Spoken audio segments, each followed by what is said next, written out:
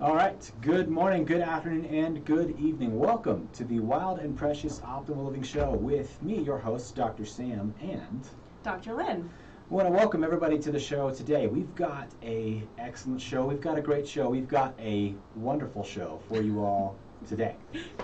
We've got a fantastic doc. He's coming in from Austin, Texas, guys, and I've known him for several years. I actually met him back in school, sharing a mutual mentor of ours, a Dr. D'Onofrio, which for those of you that have been avid listeners of the show will remember some of the great stories that Dr. Damien shared about him. So we share a mutual mentor with Dr. D'Onofrio, but we have Dr. Brandon Crawford on the show today. He is the other half, the co-founder of Shed Light Cold Lasers, our sponsor. And this guy, let me tell you, is a brainiac. He is super smart. He is, seriously one of the smartest guys I've ever been around. He is board eligible for the Functional Neurology Diplomate, both through the Carrick Institute and the International Association for Functional Neurology and Rehabilitation. He recently has his fellowship in childhood neurodevelopmental disorders from Dr. Melillo, and he is the founder for the Austin Center for Developing Minds. Dr. Brandon. Which is a beautiful, beautiful practice as well, too. Yeah, it is a beautiful practice. It is unlike one I've ever been in, so I'm really excited to have Dr. Brandon on the show today. Dr. Brandon, welcome to the show. Thanks. I really appreciate it. I think this is going to be fun, and if all those things are true about me, man, I'm a cool guy. He's a super cool guy. Dr. Lynn, what are we talking about today? Today we get to talk about sex, infertility, and the application of laser therapy, which is amazing because I feel like recently listening to the IAFNR, which is like a functional neurology conference, and Dr. Brandon, you were featured as one of the main speakers as well too, and you did a great talk on sex, and you made a really great point in talking about how sex is really not openly discussed and not really the way you have presented it. And so it's really great to have you on the show today as we're talking about a very important topic that it's, behind closed doors, it feels uncomfortable, and yet it's a necessary conversation because we don't think about brain health associated with our intimacy, with our ability to conceive and to have kids, and what that looks like before pregnancy. So, yeah. Absolutely. The topic of infertility is definitely gaining ground, and a lot more people are talking about it because rates are going up. Not only that, but we see things like sexual dysfunction, like erectile dysfunction, and other types of sexual dysfunctions are going up too. And I've been talking about this for several years, and I really truly do believe that our functional neurology community can actually have a large impact on this from a global perspective. I mean, the profession is expanding. We've got doctors all over the globe at this point. So, I dug into the research, and we can talk about a little bit more, but there's definitely some patterns, and there's things that I was able to identify, and not only that, but therapeutic strategies too, both within the developmental functional neurology world, within laser therapy, within various types of modalities that we can utilize. So yeah, I'm happy to talk about this. And you're right, more doctors need to be talking about this because sex is a big deal.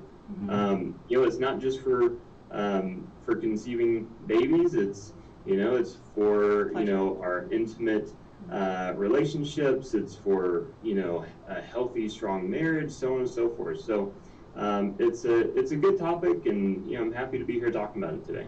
Yeah, and so one of the biggest things for our listeners who's tuning in for the first time, you bring in the first thing that you had talked about was patterns you started to find with research, and in your during a conference you had brought up some really great points in terms of hemisphericity that I otherwise wouldn't have ever even thought of for any of the sexual disorders that we may be experiencing.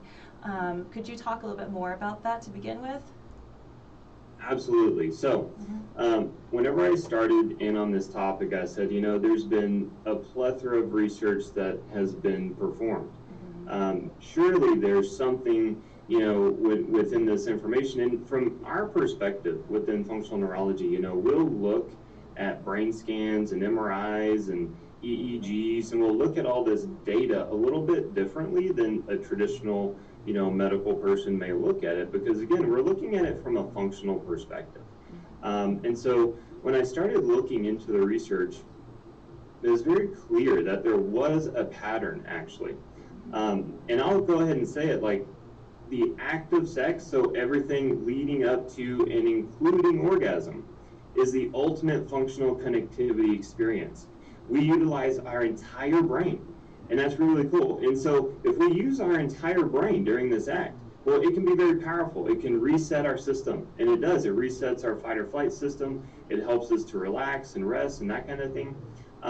But as you can imagine, if there's a weakness somewhere or an imbalance or something like that, then obviously that can produce dysfunction, right? And so that's what I started to look at. And so the pattern that I found, again, within the research, tells us that the initiation of this sex response starts very midline within the brainstem and several other structures. And then what happens is this activation, network activation, kind of curves over to the left, right? And in our left brain, we get our desire, our arousal, and this is also connected to our direct pathway in our basal ganglia, and that's going to give us the drive to move and to act and to actually get up and do things, right? And then, as the act continues, it culminates and it goes over into the right hemisphere of the brain, and that's largely where orgasm is located. So, whenever you have someone that may suffer with various types of dysfunction, and well, I'm going to go into them, we can locate different networks within the brain, and we can see weaknesses and dysfunction there. Now, something that is very overlapping within all of these stages is cerebellar function and limbic function. So let's talk about that for a little bit. So the cerebellum, right, it sits in the back of the brain. I talk about it like the foundation of the brain. It's concerned with balance and coordination. Coordination is the key word. It coordinates everything about our life. It coordinates how we move, coordinates how we talk, but 80% of the cerebellum actually coordinates our thoughts, right? So the cerebellum is very, very important in sex as well, okay? It lights up during all stages of sexual activity, right? So any kind of cerebellar disorder can influence sexual activity. Our limbic system, okay? Our limbic system is constantly grading our environment and our experiences as painful, pleasurable, or nothing, okay? And so if something is painful based on a prior experience or just based on, what's occurring at that point in time, it's going to sound the alarms, okay? It's going to say, hey, this is not good, we need to get away from it, or we need to shut this down, or something like that, right?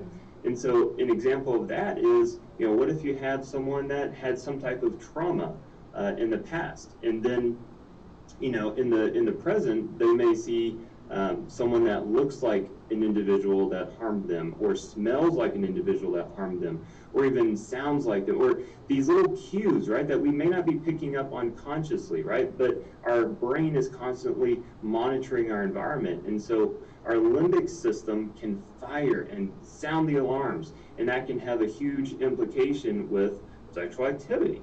And then obviously, the other one's pleasurable or no response. Obviously, that's going to be more favorable for what we're trying to have happen there. But basically, there's really four main types of sexual dysfunction.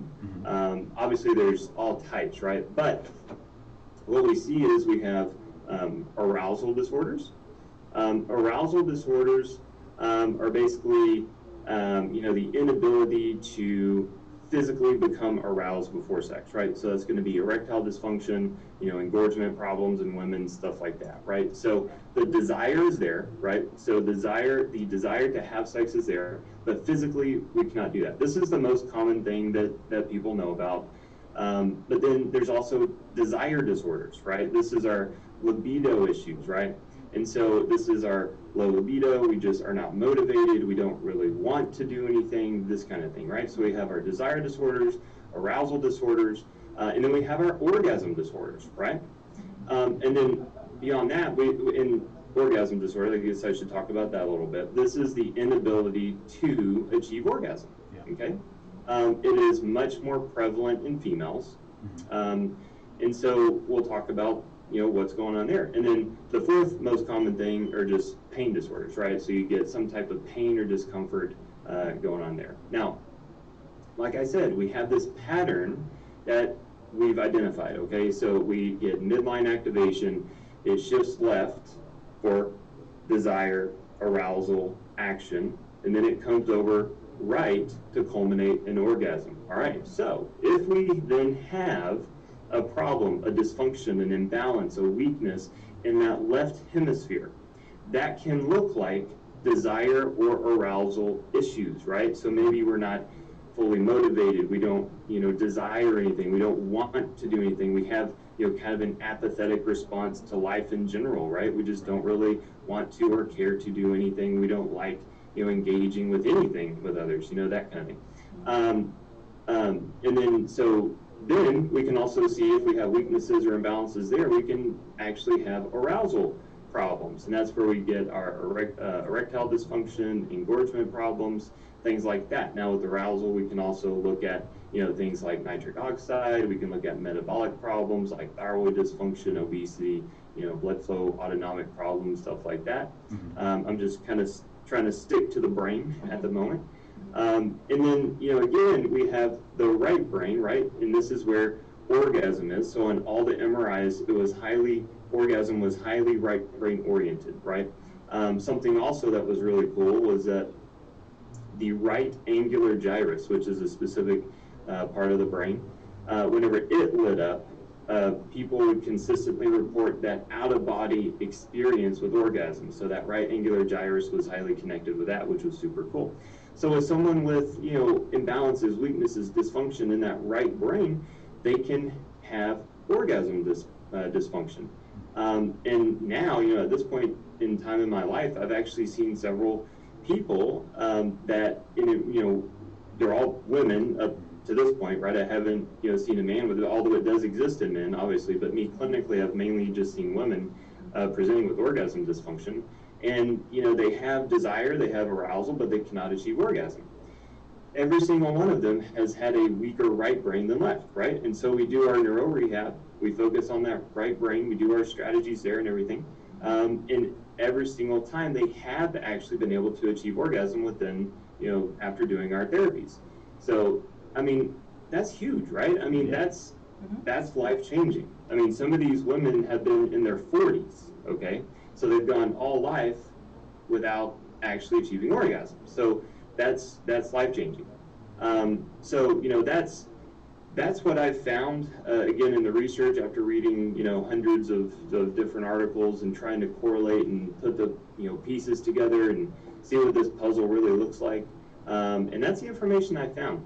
Some other cool things, so with the left brain, we talked about arousal, desire, action. Well, the left hemisphere is also connected to more dopamine. So the left brain, has a little bit more dopamine receptors. Again, dopamine is more connected with feeling happy. It makes us get up and go. It makes us do things and stuff like this. Our right brain is more connected to serotonin. Okay. Now, something interesting is that whenever we have too much serotonin, we do actually also see erectile dysfunction. We also see loss of libido and stuff like that too. But that's something that maybe you need to watch. If you are on something like an SSRI, you can start to see sexual dysfunction, and it is noted in the side effects. So again, that plays into the information that I'm presenting, that we do have this hemispheric model of sex and sexual dysfunction, and we need to be paying attention to it. And again, our profession, right, developmental functional neurology, we have strategies to build the brain, to balance the brain, and to really improve the quality of people's lives. And so that's the most exciting part, I guess. All right, that's loud. All right, someone's texting me, sorry. Okay. So with that, how much do you feel like, because obviously you've been focusing strictly on just the brain function itself, how much is it truly physically the brain dysfunction or imbalance versus like mental emotional perhaps disconnect in the actual person's experience in life? Are you seeing any any changes? 'Cause sometimes it could be, especially for a couple that may not necessarily recognize, hey, maybe it's a brain imbalance, maybe it's something about us, our relationship. How have you personally seen that start to, do you see is it one purely, or is there a mix, and how much is that a contribution with hemisphericity? Yeah, so, obviously relationship morals or issues or lack of communication, so on and so forth, can play into this clearly. Now, our own hemispheric profile, right? So if you have a very left brain dominant male, right brain dominant female, right? So that has different relationship implications versus left brain, right brain, so on and so forth, right? Or the scenario where, maybe someone has a brain injury. Now that person's personality changes, so on and so forth. But yes, absolutely, that relationship status, it very much matters. I personally like to connect my couples with a qualified counselor or psychologist, because they need to be talking about these things, especially if they cannot initiate and communicate with each other very well. If they need help, then we need to help them. I'm not a therapist, but I'm all about integrated care. I love, referring out when it's needed. And, I think Dr. Jerry Levine was on your show, wasn't she? Yes. Yeah, so, a great referral that I'll send to. I actually have sex therapists and counselors here in Austin and various other people, but, getting them to openly engage and communicate with one another is huge. We tend to think that our spouse can read our mind sometimes, and that goes both ways. But in fact, they can't. So shocker, I can't read my wife's mind, and she can't read my mind. So if we're not openly communicating about, simple things, what we like, what we want, some desires, some, what if we do this, what if we do that, this kind of stuff, it can turn into problems, because I may not know exactly what she wants unless she tells me, okay? So we have those types of things. So yeah, relationship status is huge. Now, specifically to the hemispheric question, absolutely. Our hemispheric profile, whether we're right brain dominant or left brain dominant, that can have a huge interplay in how we just connect with others. Our right brain is more the social brain, right? And so if we have two right brain partners, well, that's cool. They're going to be connecting and, socially engaged, and they're going to be talking over, sipping wine for like 2 hours, just asking, how's your emotions? How was your day? All this kind of stuff. There's like just too much communication, right? And you put the two left brainers together, and it's like, hey, you want to have sex? Sure, all right, let's go. So there can be, now again, you can have a right brain and a left brain. So that right brain individual needs more communication, more time, more emotional connection, so on and so forth, where that left brainer is just ready to get up and go. So those, different dynamics and things in the relationship matter a whole lot. And the ability to recognize what your spouse needs from a communication standpoint is huge. Something I always say is that, guys, foreplay starts at like 8 a.m. in the morning, right? It's like you start sending text messages or, emails or phone calls, even just as simple, hey, love you, thinking about you, hope your day's going well. That's kind of a form of foreplay, right? Because, we want to be between the ears. We want, our spouse to know that, we're thinking about them, we care about them, and this kind of stuff. So absolutely, the hemispheric model applies to that. But yeah, relationship dynamics are huge for sure. Definitely big time. And with, the treatments and stuff for this, like I said, we talked about breaking it down, this hemispheric model, these different categories, kind of depending on what the person's problem is, whether it's arousal, whether it's desire, whether it's even, end-stage orgasmic dysfunctions. Why should somebody be looking at things like laser therapy and functional neurology versus, for guys, in guys' case, just the little blue pill? Sure, yeah. Well, obviously it's getting back to, we want to treat the cause. We want to, figure out what is really going on producing this dysfunction rather than just treating a symptom, right? Right. So that's the whole strategy, but let's talk about stress for a little bit, right? Because stress is huge. In fact, there's a study actually multiple studies, but one in particular that I'm thinking about. It was done on rats, and what they did is they injected the rat with catecholamines, which is adrenaline, right? It's norepinephrine, epinephrine. So they injected the rats with adrenaline, and they were measuring testicular blood flow. And what they noted was as soon as they injected the rat with adrenaline, it stopped, dramatically decreased testicular blood flow. So that has huge implications with our overall health, has huge implications with infertility, huge implications with testosterone and hormone levels. Because think about it, if we're running around all day with high levels of stress, we're just, baking in cortisol all day, basically, baking in these catecholamines, we're going to have reduced blood flow in the testicles, ovaries, but it doesn't stop there, right? Because don't you think that our organs are going to probably function the same way? So we'll get, decreased blood flow and function in our vital organs, so on and so forth. And so not only will we see a rise in infertility with chronic stress levels, obviously it affects our brains. With chronic cortisol exposure, we see decreased frontal lobe activation. We see shrinkage in the hippocampus, which is our short-term memory, right? So with these chronic stress levels, obviously we start to change. We start to change personality-wise. Our relationships start to change. Our sexual function starts to change. Our hormone levels start to change. And so that's huge. So one strategy, right, is getting the person off of stress island. Always talk about stress island, right? It's like, hey, tell me about your life, and they're going through their history and all this kind of stuff, and it's like, okay, great, tell me about your home. Like, what are you talking about? Well, I hate my husband, my kids are, crazy, they run around, they tear the house up, and my job sucks, and, my hours are terrible. It's like, whoa, time out. Okay, you just defined stress islands. Like, okay, you're complaining about, whatever we're talking about, sexual dysfunction or headaches, migraines, whatever it may be, right? You're talking about this stuff, but you can keep trying to add something or do all this kind of stuff, but as long as you're still living on stress island, we're going to have a hard time with rehab, okay?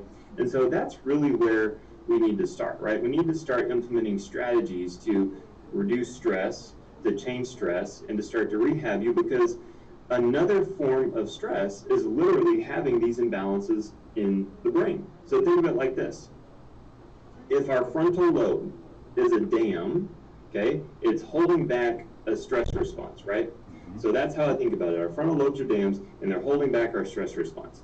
If we have a weakness on one side of the brain, okay, our dam is weaker, our dam is broken or cracked, and that stress response starts to flow out, okay, it starts to escape. We call it an escape of the IML, right? And so now we're walking around just like, man, I don't have any stress in my life, but I have this chronic level of just anxiety. I don't know what's wrong with me.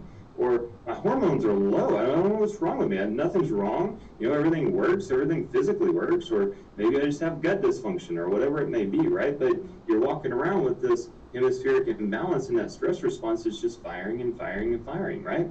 So treatment then boils down to removing as much of that stress or that interference, whatever you want to call it, as possible. So that's where I start, right? That's where I start. And then obviously with our neurological rehab, right, we have so many tools in our tool belt that we can use, right? We can do neurosensory integration, we can do primitive reflexes, the laser is huge, right? So think of it this way. If, whenever we have this stress response, we see an immediate decrease in blood flow in testicles and ovaries and all these other organs, well, one of the primary mechanisms of action of laser and light therapy is it increases blood flow. So that's in almost every citation of literature of how this stuff works. We know it, it's proven, and so that's just very, very basic on how this stuff can start to help. I myself, okay, I had to test this. I always test everything on myself. My testosterone levels were kind of low, right? I think they were like 250. I would prefer them be around 600 or so. And I said, you know what? I've tried all the supplements. I've been exercising more, been doing all the things. I said, well, I talk about laser therapy a lot. Let's just give it a shot. And so I started lasering my testicles. Okay, I did that. I did it for I think a month, right? I think I did it for a month. I don't remember. I have to go back and look at my labs because it's noted on there. I doubled my testosterone. Now the cool thing about it is, not only that, but again, I came off all the supplements, I came off all the things I was trying to do, right? And I really just focused on the laser therapy. So that just confirmed, right? Because I was reading that research about stress response, reducing blood flow into the testicles, and I thought, man, if that's true, we should be able to see changes. And sure enough, we did. So again, man, we have so many different strategies, right? We need to take a multimodal approach, right? We need to be doing the neurological rehab. We need to be doing things like laser therapy. We need to be doing things like counseling or psychology work or something like that. And we need to be hitting this from as many facets as we possibly can. Absolutely. This may tie in more to, and Sam, you had asked about the blue pill earlier. That's right.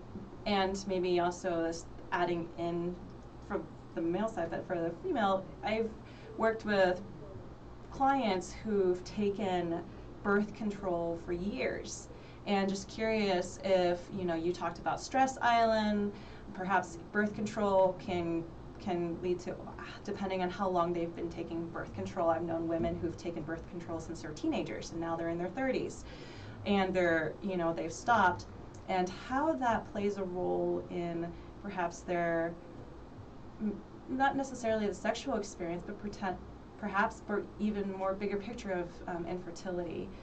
And maybe that's more fitting for a question that's rolled up with Sam's earlier too, but curious about birth control and sex islands and all that good stuff.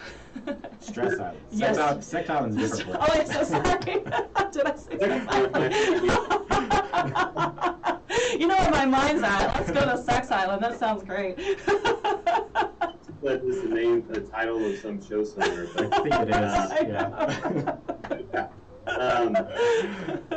So, with chronic use of birth control, it is has been demonstrated to show that it may take a little bit longer to get pregnant. I've talked and worked with many patients that have come off of birth control, and in fact, it did, prove to be difficult to become pregnant. And I have used laser therapy in those instances. Now, in those instances, I think the mechanism is a little bit different, right? Because with birth control, what are we doing? Well, we're basically kind of telling the body that we're pregnant, right? That's the typical mechanism of action, and that way we don't, we're not ovulating, and we're not going to get pregnant, right? And so basically we've been telling the body this is going to begin to alter our neurochemicals, our other hormones. This is going to just alter our body, right? Because obviously if we're kind of tricking our body, then there's going to be some fallout from that, right? Now, I will say that I have also had many patients that have been on birth control for a long, long period of time, and they come off of it and they get pregnant, right out of the gates. So that does happen. I just want to say that because I know that there's going to be listeners, and I don't want them to, be scared or nervous or anxious about any of their choices. And so, I have seen that several times as well, right? Now, from an infertility and, preconception standpoint, right? There's several things that we need to talk about in order to make good, healthy babies, right? Obviously, this world that we live in, this stress island, this, toxic place, all this kind of stuff, right? And I say toxic place, I mean, look, I think it's pretty well not debatable at this point in time that we do have, certain things in our environment that are not ideal, right?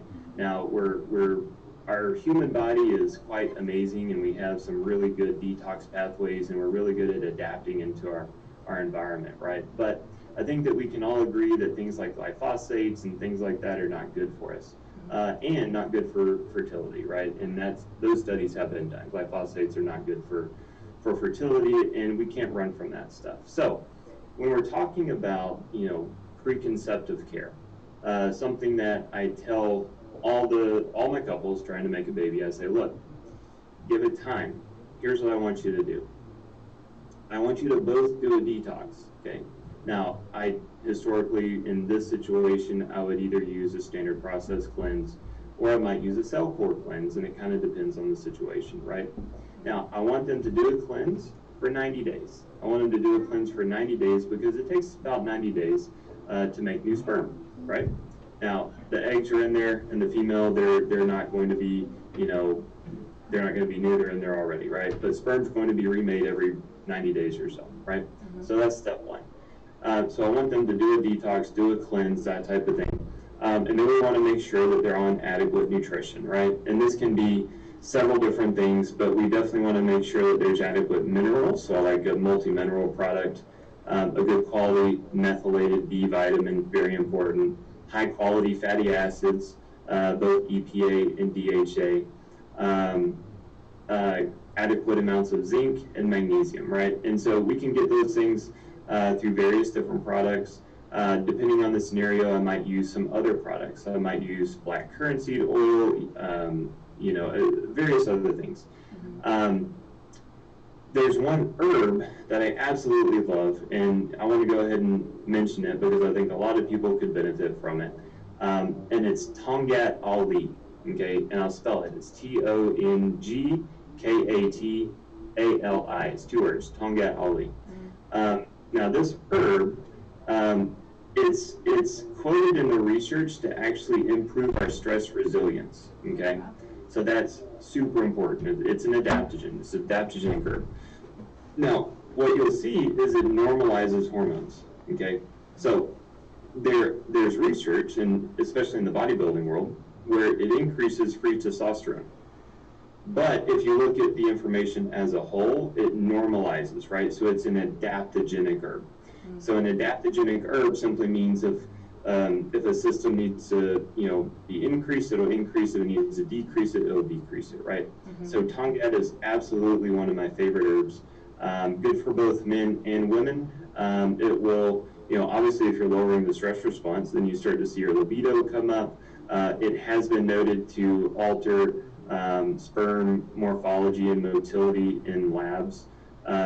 By the way, so have lasers, right? There's lots and lots and lots of research that shows laser therapy actually improves sperm morphology and motility and all those things, right? So that's cool. But that is definitely, you know, something I talk to them about. And then the big thing is then talking to them about their hemispheric profile, because these are the things that we're passing on to our kids. We're passing on our epigenetic tendencies of what our brains are, right? So if we're both super left-brained individuals, we can pass on that super left-brain trait, and it may be magnified in our children, okay?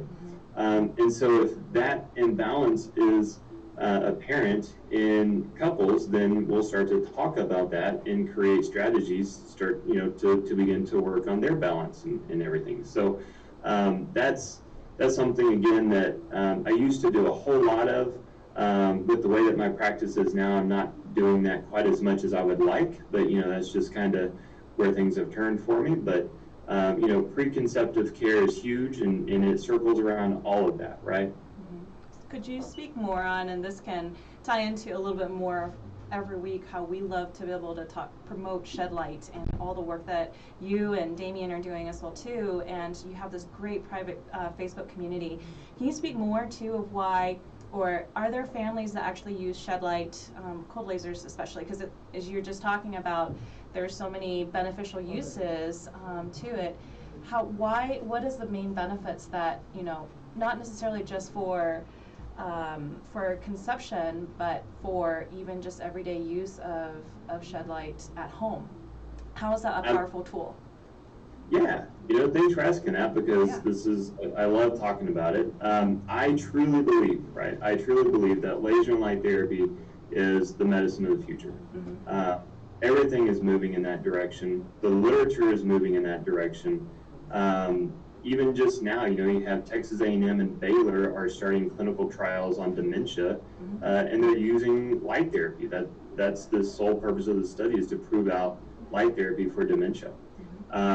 There are studies that show it helps with skin conditions, aches, pains, spinal cord injuries, brain injuries, all the things, right? So when I talk about this, I say, hey, look, this laser, I know you're needing it for XYZ problem or whatever, but this is going to be your medicine cabinet, all right? Now, does that mean if you have a medical emergency, you should, you know, only use that light on it? No. But if your kid develops a stomach ache, if your kid develops, some kind of weird skin rash, which this literally just happened to us last night, okay? So my kiddo, my 6-year-old, he was in the shower and he likes to make what he calls potions, okay? What that means is he will collect whatever liquid he can find in the bathroom, doesn't matter what, and he will he'll go get a cup from the kitchen, he'll sneak it so we won't see it, and he'll pour, he'll make this magic potion, right? Then what he likes to do is he'll put a washcloth on top of it and he'll let it sit for days, weeks, or months, okay? We won't see it until we start to smell it, okay? And so what happened last night is he comes running out of the bathroom going, my legs, and I'm like, what's wrong with your legs? I'm like, oh my gosh, he had this huge rash, like all the way from his foot all the way to his hip. It was like, they itch, they burn, they itch, they burn. And I'm thinking, hey, he got bit by a spider, or, I'm like trying to figure out what the heck happened. And he's sitting there going, give me the laser, give me the laser. Right? Because my kids are already trained and I'm doctored. Our son's the same way. He has an ache. He's like, can you laser me? Yeah. Sorry, go ahead. So, I'm sitting there and both legs are just covered in rashes. He's going nuts. He says they itch and they burn. My wife, who's, kind of freaking out because we don't know what's caused this reaction at this point in time. She's already reached for the Benadryl cream, which, by the way, I didn't even know we had. But apparently it was left over, from several years ago when we were in Costa Rica because, typically we don't have that kind of stuff. But anyway, so of course, being my wife, she knows where every single thing that has ever been placed in our house is. And so she went, she grabbed it, she started putting it on his right leg. Okay, she started putting it on his right leg, and I'm like, whoa, stop. I'm like, hey, let's use the laser. Let's just give it a chance. He's like, he's even asking for it. And so she did that, right? And I was like, okay, let me have the left leg, right? So he started lasering the left leg, and I said, hey, how's your leg feel? He's like, well, my left one feels good. It's not itching anymore. But my right one feels worse, right? And so that was the one that she put the Benadryl cream on. I was like, yeah, see, told you. And so then I lasered that one. So, it is, it's like your little medicine cabinet, right? Yeah. And again, like I said, stomach bugs, aches, pains, you twist an ankle, you have a bug bite, you have a weird skin reaction, all these different things. I mean, it's so useful because, well, let's just talk about why. Why is it so useful in so many different conditions? Well, simply because it increases energy at the cellular level, okay? So if you can give a cell more energy, more fuel to do what it's supposed to do, well, it's going to heal faster, it's going to, produce a neurochemical, maybe you need to produce more, neurotransmitter, or you're going to make more gastric enzymes for your gut function, or it even has been shown to normalize the microbiota, the microbiome in your gut. So there's so many different uses and things that we can do with this thing. I truly do think that every family should have some form of laser or light therapy in their home. So that's just my honest opinion.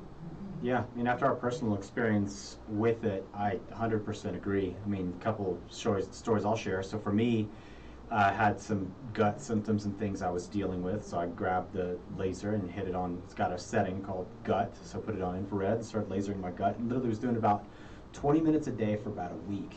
All the symptoms I had, this was prior to starting the whole protocol with our functional nutritionist that we have, all my symptoms I had prior to that were gone.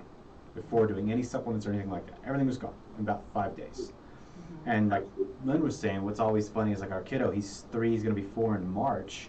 And anytime he's got like an ache or something like that, or sometimes we think he's got some growing pains going on at nighttime, he's just like, my arm hurts, can you laser my arm, or like laser my belly. And he'll ask for it every time, because we've got him trained now early on. Like, look, we know, obviously studying the research and studying stuff that you've taught, this is going to be really good for him, so why would we not do him? Why would we not get him the absolute best possible head start on a life of, as we've talked about, filled with what's going to be a lot of stuff that we have to adapt to that is kind of unnatural in nature. Yeah. Absolutely. Yeah, it's cool. I started, I'm prone to develop stomach ulcers, and so whenever I'm, working too hard, I've got a lot of things going on, maybe, drinking a little too much coffee, which I tend to do. and all these things, I start to get like this just unrelenting pain in my stomach. And I won't notice it, right, because it's building, but I don't pay attention to it. And all of a sudden, it's like I can't function. And so this happened to me a couple of days ago. And so I'm sitting in my office with the laser on my gut, right over my stomach where that ulcer is. And, my staff now, they've been around me for a while, especially my, Melissa. And so she knows. She just like looks in, she's like, ulcer again. Okay. So I'm sitting there lasering for like 5 minutes, and I'm not joking. It like cuts the pain in half, and I'm able to jump up and keep on going with my day. So, yeah, it's pretty cool. Yeah, it really is. I'm curious in terms of, because this has come up a couple of times in conversations, especially with other doctors, and the average American mentality, especially the male mentality, is, well, more power is better. So just more power. Put more power in the car. Put more power in the blender. Let's put more power in the laser.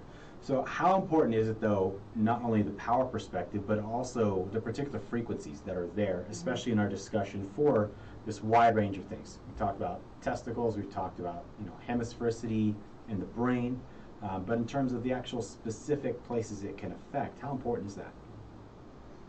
Very important.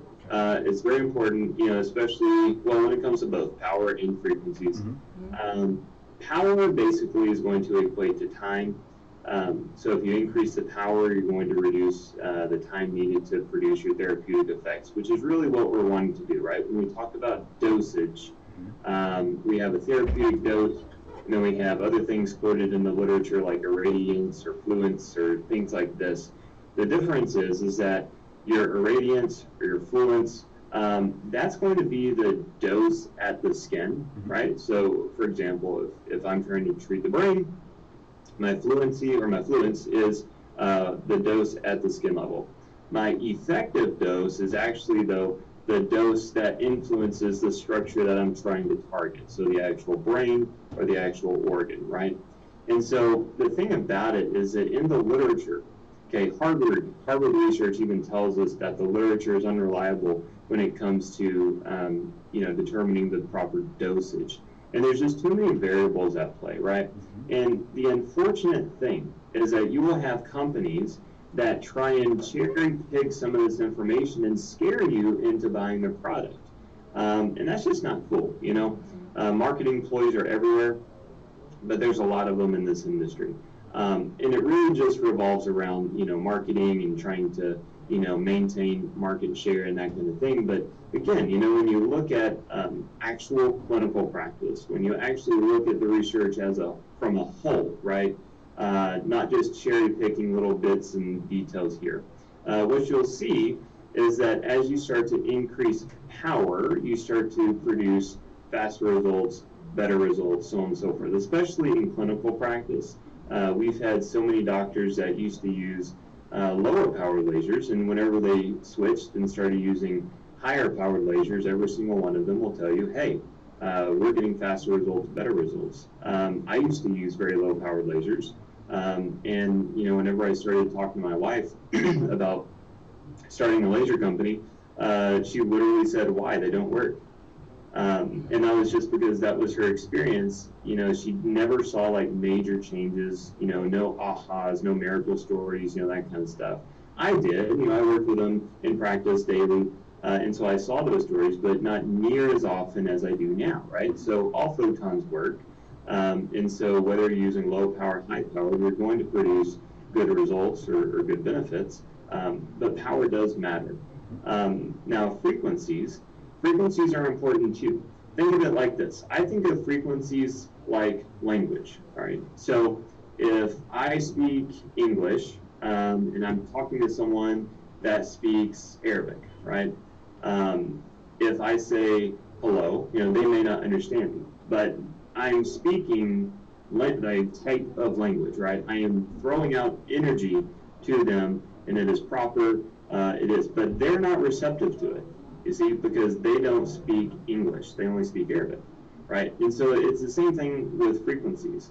Our body is receptive to certain receptive to certain frequencies. Just like different parts of our bodies are receptive to different frequencies, especially in the brain, because in the brain we have brain waves. And those can become very disorganized and lower in some cases, higher in some cases. So if we understand that, we can apply the proper frequencies to both the body and the brain, where we only produce better results. So both of those matter quite a bit, both power and frequency. Mm-hmm. So, well, that's entertaining for the left brain husband here with the power here. The right brain side of me is just like, okay, share with us a story that, especially since with the in lieu of like talking about sex and infertility, do you have a couple of clients in mind, a couple that came in that you worked with personally in the application of laser? What did that look like the before and after experience? What was that like for them? Oh, sure. Yeah, no, I literally have babies named after me. Wow. It's awesome. Pretty cool. And actually, it was someone that was on birth control for several years. And she came in, and they were just, they couldn't conceive. I think they had been trying for like 10 months or something. They both had problems. The male had infertility issues, low testosterone, low sperm counts. The female had dysregulated hormones. If I remember correctly, let me see. I'm trying to remember exactly what was going on with her. I want to say she had a low level of autoimmunity, maybe some other things going on, but basically I don't remember. But what was my approach? Well, exactly what I just spoke about, right? We started looking at the stressors in their environments and that sort of thing. We changed their nutrition. Their nutrition was not optimal, we'll just say that. We did a cleanse with them, okay? During that time, I was lasering them 2 to 3 times a week, okay? I would laser over the abdomen, okay? Some people, will actually take the laser and like go into the bathroom, or we have like, a room that they can be private, and they'll laser things like their testicles and stuff like that, right? So we did that. We did it, I want to say, for 2 months. Again, this was a while ago. And they conceived, and that was so cool. Now, I told them not to. I told them, hey, give it 90 days, right? Because we want to get through this cleansing process. So apparently, but hey, practice makes perfect, and apparently they practiced and we'll check this. But yeah, so they conceived, and, they came in, and they were like, hey, we're going to name this baby after you. And I was like, oh, that's cool. And so, yeah, that same story, has happened so many times in my career that, it's cool. And honestly, I haven't thought about it until you just brought it up, But that is, kind of heartwarming to be able to look back and go, man, that's a pretty big deal, And again, I think that our functional neurology community can really have a large impact with all the things that we do. All the things that we know about nutrition, obviously, the brain, our nervous system. We know, we are the profession that knows how to optimize brain function, period. We're the profession, right? So we need to be speaking about it, talking about it. And then obviously using laser therapy, light therapy, and strategies like that. So, it's awesome being able to impact people's lives like that. Yeah, absolutely. I mean, a big reminder, talking to you and even with Malila, which we had in our last show too, 2 shows ago, it was just how important it is too for parents' health. So we're talking about pre-baby, but even, with our kiddos that we're seeing, that we're coming into the office, that they're, we're just talking before we jumped on the show, some pretty complicated cases in terms of relationship between parents, the dynamic behind taking care of the kiddo, and very much the parents are living in stress island. How important it is too to have a conversation about brain balance for parents as well too, whether or not they choose to have another kid or not. And so this is a big reminder of that too, in terms of like what you're eating, and are you taking care of yourself? Do you need to go through a detoxification process? Is there a magic number before, that you have a recommendation for parents that like to plan? They're planners, and they know that they do want to, have a kid. Is there a magic number that you would recommend for parents before they, to prepare the process or towards conception? Yeah, so your preconceptive care, as long as you possibly can, okay? I mean, literally, like, you need to be thinking about this stuff constantly. Why? Because, well, the strategy revolves around just simply staying healthy and well, right? So if you can keep yourself healthy and well, you're preparing yourself for preconception. You know, the magic number, I suppose, would be that 90-day mark. Again, that's important for men. You know, we recycle our sperm every 90 days or so. And so that's a good number to look at. Now, obviously, we also need to take the health status of the individual into play. So if someone has, you know, autoimmune disease or various other types of metabolic disorders, then, you know, maybe we need to, you know, hold off a little bit longer. Autoimmune disease during pregnancy can actually affect a developing baby. And so that would definitely be something to try and get under control. But yeah, you know, if you wanted a magic number per se, I like the 90-day mark. For people that just can't wait, you know, they do have 21-day cleanses, 30-day cleanses, all this kind of stuff. But you know, this is a life we're talking about. So you know, let's not just go halfway with it. Let's, you know, really dig in and do the best that we can for the generations to come, because that's ultimately what we're trying to do, right? We're trying to provide you know, the best foot forward. We're trying to make sure that the generations coming after us live longer, healthier, happier lives than we did.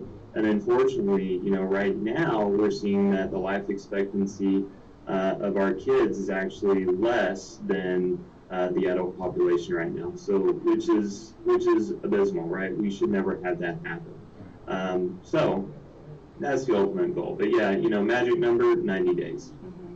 Okay. This is going to turn the subject around a little bit too.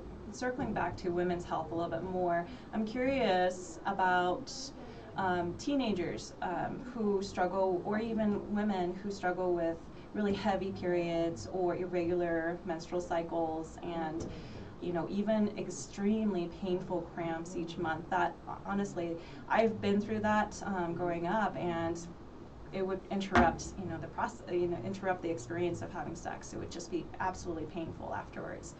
You know, what are some things, do you find that there's also, again, some hemisphericity patterns, irregular menstrual cycles, anything that you've actually worked with women who struggle with that? Yes, so I will see brain imbalances in women like this. Is very consistent. Again, you know, going back to the model of, you know, a neurological imbalance is going to create a chronic stress response. Okay, so think of it this way: if you know your stress response is reacting as though you're running away from a bear, right? So whenever you're running away from a bear, you're not really trying to make a baby, right? And so think of it that way, right? So if you're constantly in this fight or flight mode, that's going to alter your hormones, and that can produce various types of dysfunction. So I do very commonly see this hemispheric imbalance. Now, with like severe dysmenorrhea and like really painful, you know, periods and stuff like that, they oftentimes will actually have a lot of dysfunction within their vagal system. So the vagus nerve, right? So it's not just the vagus nerve, it is the vagal system, cranial nerves 5, 7, 9, 10, and 11. But that vagus nerve is going to innervate our organs, it innervates parts of the uterus, and so on. So basically, if we have this vagal dysfunction, which can arise from even back in utero, right? Or we can have an emotional trauma, or, you know, things like this. We'll see vagal dysfunction, and it can present like abnormal periods or things like that. I'll also see a lot of primitive reflexes that are still intact. And that makes sense, right? Because a lot of these primitive reflexes integrate in areas like the pons and the medulla in the brainstem, and this is where our vagal nuclei live. So that makes a lot of sense. So in my practice, the more severe the situation, typically the more primitive reflexes we have, typically the more vagal dysfunction we have, and typically, you know, the more imbalanced that brain is. Now, other things to consider, you know, I have seen connections with this in thyroid function. I have seen connections with this in autoimmunity. I have seen connections with this and super high stress levels, and that in literally getting the person off of stress island can help to modulate all that stuff. And I have seen where literally laser therapy actually helped to really help calm down these pains and hormonal imbalances and whatnot, without doing all the other things. So I have seen that. Now, would I want to take that approach? No, I'd want to take the full picture. I'd want to work on nutrition and all the things that we've talked about, integrating those reflexes and working on the brain and all those things, because ultimately everything is controlled by the brain.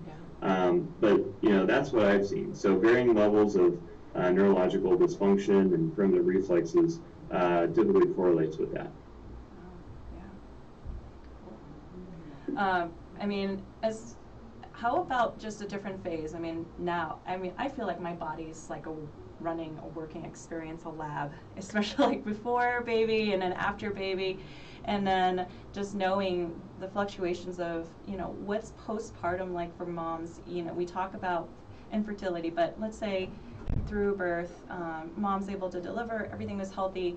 Oftentimes I've read Facebook forums too, personally I've experienced it too, it's just how sex can be really painful all of a sudden, or maybe the libido has dropped. So why that significant change after perhaps delivery?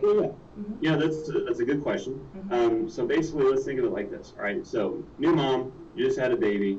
Well, let's think about what side of the brain is going to be more concerned about nurturing, providing for that child, keeping that child safe, so on and so forth. Well, it's going to be more right brain networks, right? And so we already talked about, well, those right brain networks, that's not where our desire is. That's not where our arousal is, right? That's our safety social networks. And so after baby, it just makes sense that we become a little more right brain dominant to protect that child and provide for that child. Now, something else that happens, it is very, very common to see thyroid function decline a bit after baby. I personally theorize, I think that this is because a mom is supposed to rest and recover after delivering a baby, and so this is like the body's natural way of going, hey, chill out and rest. Now, some things that we might see that come along with that, right? What if you have this mom that has this natural tendency to be a little lower left brain, okay? Well, we have thyroid receptors scattered all over our brain. I talk about it like the spark plug for our brain, okay? So, we have a baby, we get a little bit more right brain dominant, our thyroid function goes down a little bit. Now, we see that left brain is where our happiness, our drive, our motivation is, right? And so it's very consistent in the research, too, that when we start to lose that left brain function, what happens? We start to get sad and depressed, okay? So this is a very common theme with postpartum depression, okay? And so what we do, right, our approaches, like everything that we've talked about, can really, really help that struggling mom. Even if it's just from a perspective of understanding what's going on with them, right? Just understanding that, this is what your brain's doing, this is what your thyroid's doing, this is what, you're supposed to be resting. You're not supposed to still be, taking care of 5 kids, cooking dinner, cleaning the house, working on the side. You're not supposed to really be doing all of that. You're supposed to be nurturing, mothering this child, right? And I'm not saying that the dad is just off the hook doing his own thing. That's not what I'm saying, okay? So before I get bashed for that, not at all what I'm saying. But, because, just talking about men, it is also very common to see a dip in testosterone in men post-birth, right? So the spouse, the partner, will typically see a dip in testosterone, a dip in thyroid function, same thing. Why? Well, because you're not supposed to be going out getting another mate right now, so we need to lower your testosterone, lower your drive, lower your arousal with that, right? And so you will see that, right, in men, and it will slowly climb back up. So, yeah, pretty cool, right? Right. I feel like that's we're going to have you back on again next year to have a more in-depth talk about postpartum. I feel like that's a whole different experience, and that can extend for years even. Yeah. So, man, that's crazy. Well, we've come towards the end of our show, and we want to just be able to make a quick announcement on behalf of KUHS Radio. You know, if you need health insurance coverage for 2021, no matter where you live or how you prefer to enroll, Connect for Health Colorado, which is here to help you find the best plan for your medical needs and budget. January 15th is the last day to sign up for 2021 coverage, and only through Connect for Health Colorado. That is, Connect for Health Colorado can you apply for financial help to lower costs, protect your health, your finances, and your family in 2021 with high quality and affordable health plan. And so in order to learn more about this, visit connectforhealthcolorado or co.com or call 855-752-6749. Again, it's 855-752-6749. Now, this has been a major pleasure to have Dr. Brandon Crawford on the show, and you know, we're grateful for your support, and really just this was a really fun topic. I've certainly learned a lot, and you know, as practitioners, I can actually say that it's new to have a conversation about sex, and I'm also realizing that we have to overcome our own discomforts, get outside the comfort zone, and be open about it, because it's a necessary conversation. So thank you so much for coming and joining us. I appreciate this. Yes, and so in order to find the Austin Center for Developing Minds and follow Dr. Brandon Crawford, how do we get a hold of you? Yeah, so check out Instagram. So I'm at bcrawforddc, so it's at BCRAWFORD, and then another D as in dog, C as in cat. You can check out the website austinbraindc.com. Awesome. Very, very cool. Well, thank you so much. Dr. Sam, what is the main question we love to ask everybody? Tell me, what is it you plan to do with your one wild and precious life? Well, we'll see you around. See you in 2 weeks. Thank you. All right. Bye.